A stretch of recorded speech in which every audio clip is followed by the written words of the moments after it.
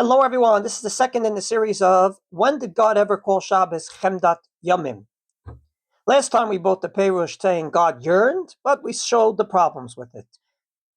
Now this time I want to bring the second Perush of the Abud Raham from the Sephardic world. He comes and says, Mipnei shehu yom Chemdat Yamim hoto karata zimanta vekidashta.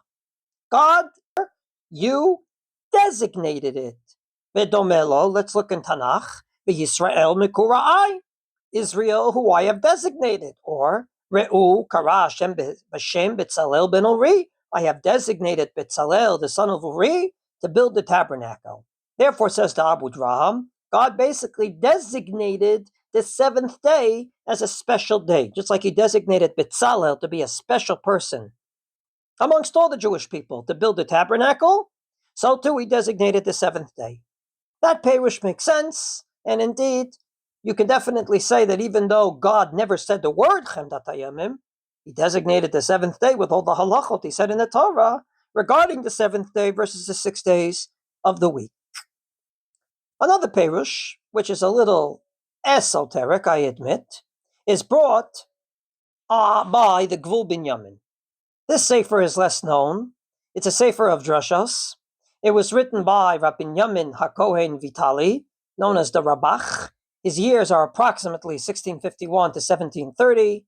He was a rabbi in various places in Italy and very, very Kabbalistic yearnings. He brings an interesting story that he heard from one person or heard it from another person who heard it from the Ramak, one of the great Gedolei HaKabbalah. And this is the story. When the world was created, God said, I'm going to have 6 days of the week. Each day has 28 hours. Fine. Well, came along all the days of the week and said to God, we need a leader.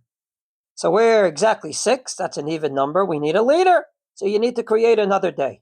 God said, fine, on one condition. You all give him 4 hours. So each of the days of the week gave 4 hours, and 6 times 4 is 24. You got your 24 hours of Shabbos. Says the Rav Binyamin Vitali, now you know why it's called Chemdat Yamim.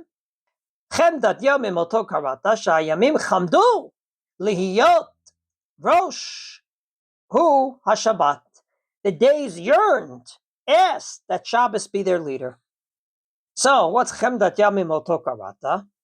You listen, God, to the request of the other days of the week, and you decided, God, to make Shabbos the leader, each day giving it 4 of its hours. Based on this, he explains a pasuk in Tehillim.